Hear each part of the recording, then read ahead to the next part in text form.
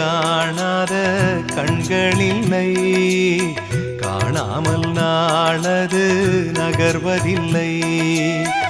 கண்ணன் என்றாலும் கள்வன் என்றாலும் கருணை புரிவான் ஸ்ரீ கிருஷ்ண பகவான்.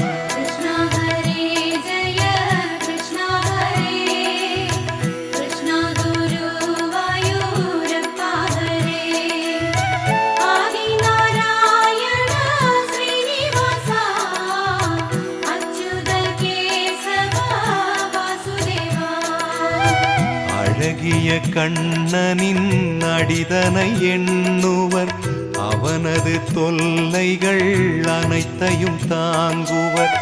வெண்ணையை திருடிய கண்ணனின் லீலையை கண்டு ரசிப்பதே